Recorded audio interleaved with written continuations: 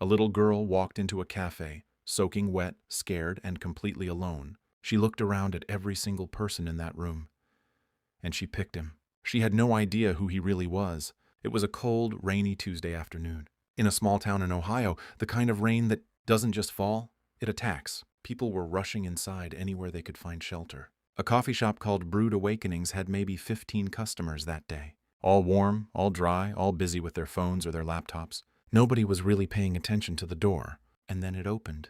A little girl, maybe 8 years old, walked in. Her pink hoodie was completely soaked through.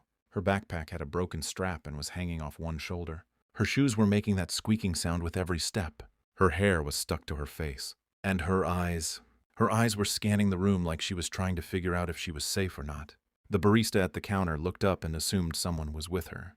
Nobody was. The girl stood near the entrance for almost a full minute. Nobody moved. Nobody said anything. A room full of adults and not one person stood up. Nobody except one man sitting in the back corner. His name was Daniel Reeves, 41 years old. He was sitting alone at a small table with a cup of black coffee and a notebook. He wasn't on his phone. He wasn't wearing anything fancy, just a plain gray jacket, dark jeans, worn-out sneakers. He looked like any regular dad who had nowhere important to be. He noticed the girl the second she walked in. He watched her stand there looking around nervously. He saw her eyes get a little watery, and before she could start crying, he did something simple. He just raised his hand, barely, like a small wave, and nodded at the empty chair across from him. The little girl looked at him for a second. Then she walked over and sat down. 3 words, that's all she said. She pulled her wet backpack onto her lap, looked up at him and whispered, "Can I stay?" Daniel said, "Of course." He didn't make it weird. He didn't bombard her with questions. He just slid his untouched glass of water toward her and went back to his notebook. The girl sat quietly. Slowly, her shoulders dropped. Her breathing got slower. She stopped looking around the room like something bad was about to happen. After a few minutes, Daniel gently asked if she was okay. She nodded. He asked if she wanted something warm to drink. She shook her head. He asked if there was someone he could call for her. She hesitated. And then she said her mom was coming. She had called her already. She just didn't want to wait outside. Daniel nodded like that made total sense.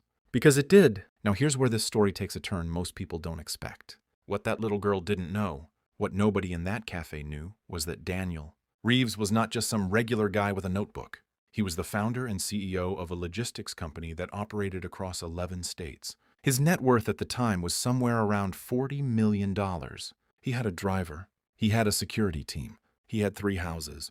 But on Tuesday afternoons, when he needed to think, he came to this small cafe in this small town because nobody bothered him here. Nobody knew who he was here, and he liked it that way. So when that little girl sat across from him, she wasn't seeing a millionaire. She was seeing a man who raised his hand when nobody else did.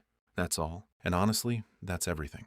Her name was Sophie. She was 8. Her mom worked 2 jobs, a morning shift at a grocery store and an afternoon shift at a laundromat. That afternoon, Sophie had walked home from school like she always did.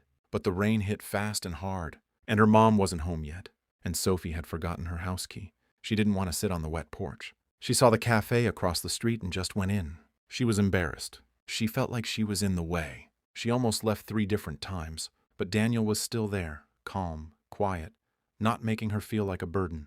At one point, he opened his notebook and asked if she liked drawing. She said she did. He tore out a blank page, slid it across with a pen, and told her she could use it while she waited. She drew her cat. Then she drew the cafe.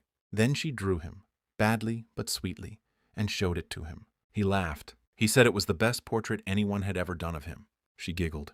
Her mom walked in about 40 minutes later, completely out of breath, soaking wet herself, panicked until she spotted Sophie sitting in the back, laughing at something the man across from her had just said. The mom, her name was Carol, walked over, flooded with relief, apologizing to Daniel like she had inconvenienced him somehow. He told her Sophie had actually made his afternoon better. Carol thanked him, grabbed Sophie's hand, and they left. That was it, a normal Tuesday, an ordinary moment. Except it wasn't. What Carol didn't realize was that Daniel had quietly spoken to the barista before they left. He had paid for anything Sophie or Carol might want that day. And he had also left something tucked under the sugar jar on the table. A business card with a handwritten note on the back. It said, "Your daughter is brave and kind. If you ever need anything, call this number." Carol found it after they got home. She almost threw it away, assuming it was nothing. But something made her flip it over. She looked up the name on the card. Her hands started shaking a little. She didn't call for 3 weeks. She wasn't sure if it was real. She wasn't sure if it was appropriate. She told a friend about it, and her friend told her to call, just to say thank you properly. She called. Daniel picked up on the second ring. They talked for 20 minutes. He asked how Sophie was. He asked how Carol was managing. He wasn't creepy about it, wasn't weird. He was just genuinely interested, the way someone is when they actually paid attention to a stranger and thought about them afterward. Over the next few months, Daniel did something that changed Carol and Sophie's life completely. Not by writing a massive check, not by making some grand gesture. He connected Carol with a manager at one of his partner companies who was looking for an organized, reliable operations coordinator. Carol had the skills. She just never had the door. He helped her get the interview. She got the job. Her hours became manageable. Her income doubled. Sophie started coming home to a mom who wasn't exhausted and frantic every single day. Sophie still has that drawing she did in the cafe. She framed it. Here's what makes this story hit different.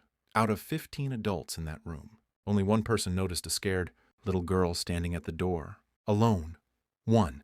And it wasn't the loudest person in the room. It wasn't the richest-looking person. It was the man sitting quietly in the corner with a cup of black coffee. Kindness doesn't announce itself. It doesn't need an audience. The most powerful moments in people's lives are often small, quiet decisions that someone made in about 3 seconds. Daniel didn't save Sophie because he was a millionaire. He noticed her because he was paying attention. That's a choice anyone can make. And Sophie picked him out of everyone in that room. Not because he looked important or powerful. She picked him because he was the only one who looked at her like she mattered. That's the whole story. And if that doesn't make you want to be a little more present today, I don't know what will. Watch the next video on screen right now.